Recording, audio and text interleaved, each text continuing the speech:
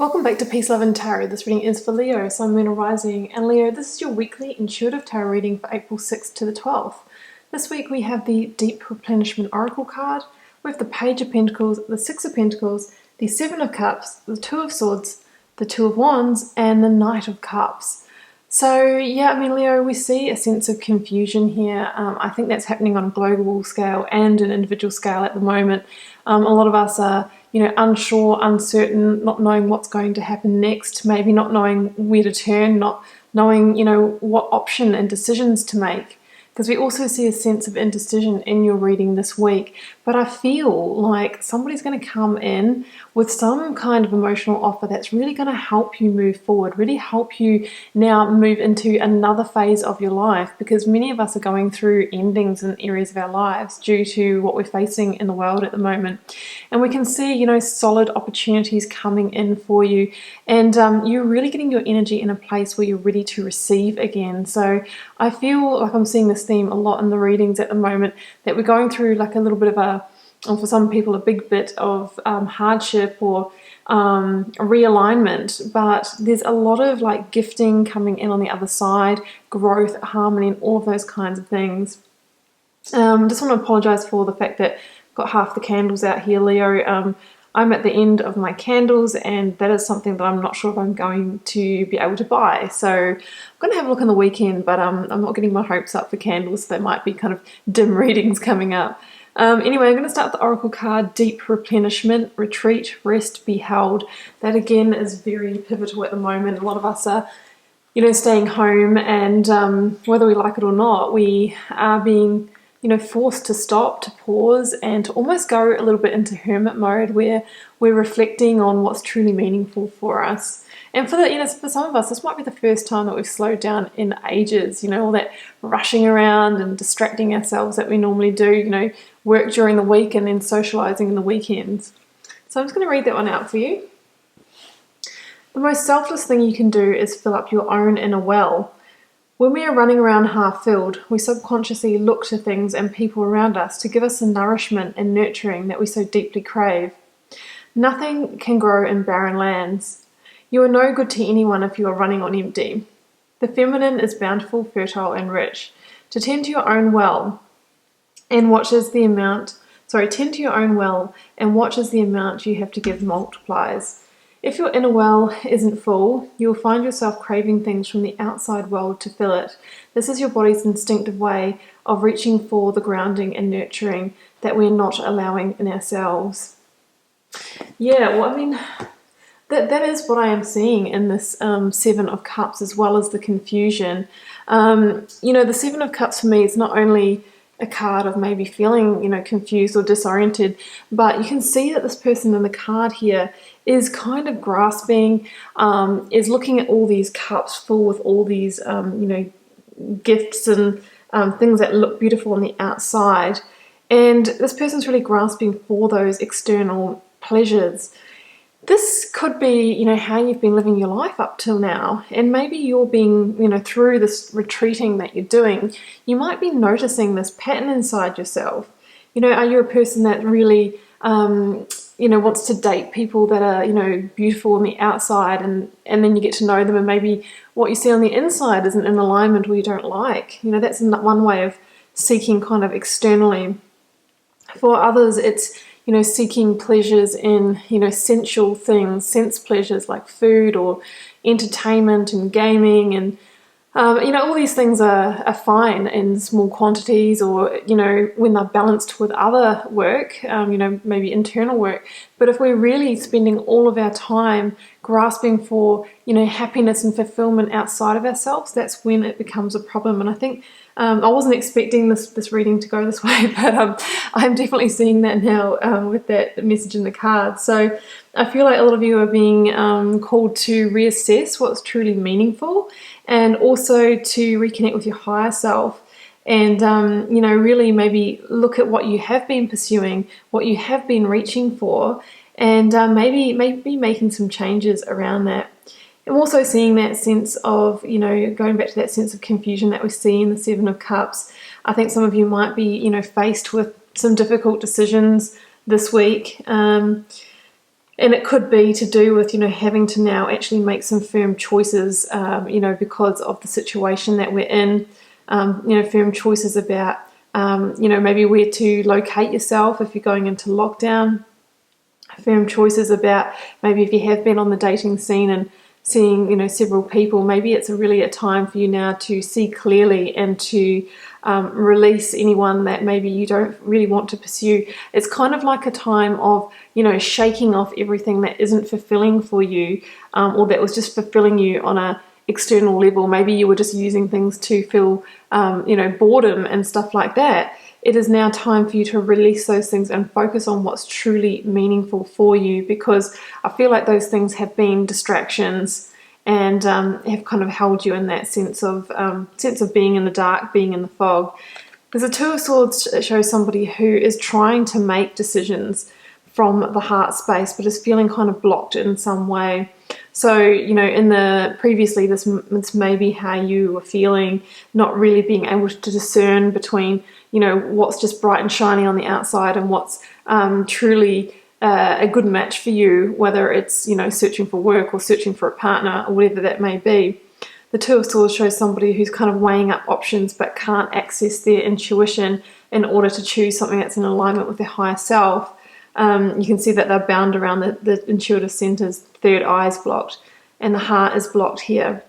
So, we're really being called to come home to the portal of the heart and reconnect with those intuitive centers, so that now we can make, really good decisions for our lives in order to move forward into this next chapter. And that means leaving behind the things that haven't fulfilled you, the people that just made hollow promises, anything that kind of wasn't delivering. It's time to let that go now.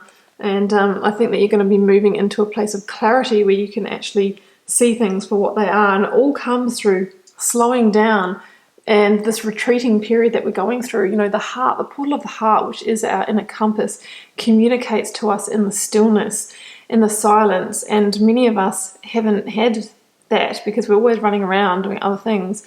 So now I feel like you're going to start hearing that inner communication.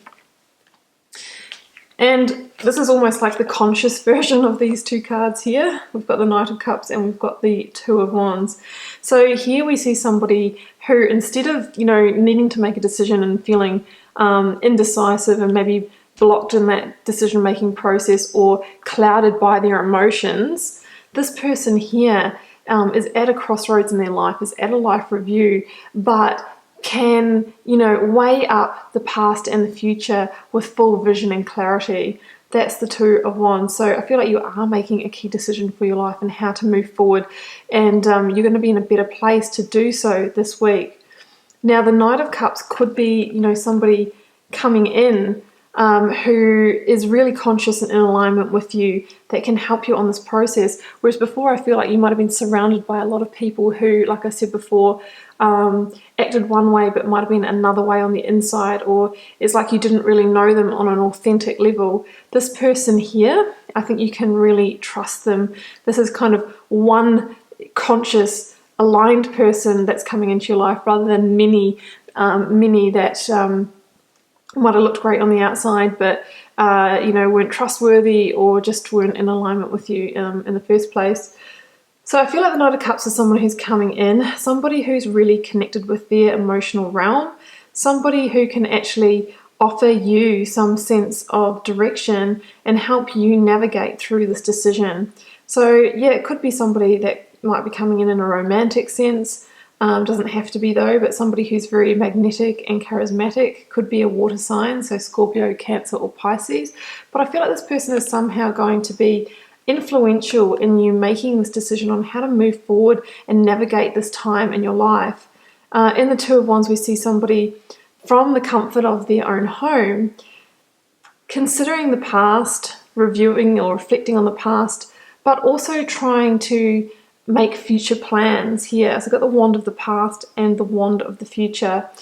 And, the key with this card here is, are you willing to leave that comfort zone in order to pursue something new for your life, in order to get more of, Knight of Cups people coming into your life rather than the Seven of Cups energy? So this is kind of the thing. And, you'll be asked to consider what kind of inspired action are you willing to take. Is that going to mean like really sort of being more discerning in your life? Does that mean you have to change certain things? And it really asks you, are you willing to take that leap? Leave your comfort zone, do things differently, have some radical discontinuity in your life in order to get to a better chapter, which is going to be more abundant for you and more fulfilling on an emotional level. That's what we see here. And I really feel that if you do choose that new way of being, if you choose that future, that's when you start getting ready to open to receive.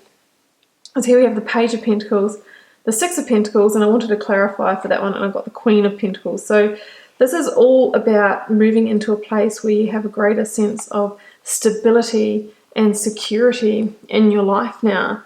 So, once again, it's quite opposite to the sort of ungrounded, unstable, sort of very airy energy that we see in the Seven of Cups. This is you now grounding yourself. And when we're grounded, that's when we're open to receive and new opportunities can come in. So the Page of Pentacles, can be a messenger of opportunity, something in the material, tangible realm. It could be a new job offer or a new insight on how to make money, maybe relocating to a new home, that kind of thing.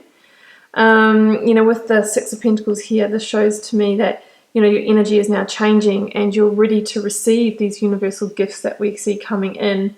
And, just that is showing that you really have leveled the balance in your life. These karmic scales are ready to balance. Maybe some of you in the past have been in situations where, you were giving out your energy, but you were giving out your energy to people that didn't have your best interests at heart, or maybe received your energy and used it for their own gain. But now, you can use this energy to get yourself ahead.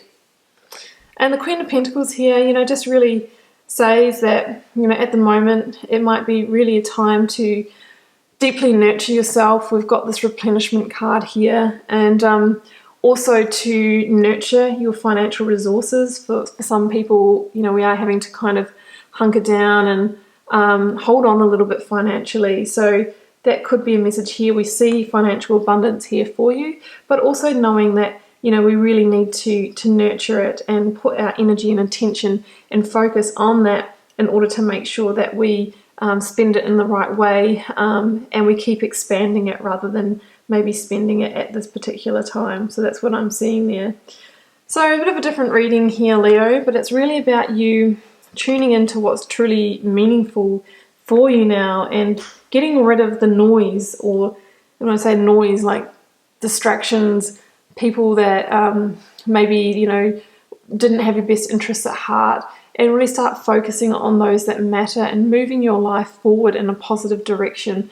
And once you make even just that energy shift is really transformative, and that's when I feel that you're going to start to receive a greater sense of solidity, stability in your life. And along with that, you can magnetize also greater opportunities for yourself. So Leo, I'm going to leave it there. I hope you enjoyed the reading. Do keep in mind it's a general reading, so it won't be for everyone. Feel free to leave me a comment because I always love to know how it's playing out in your daily life. And I'll see you back here next week for another reading.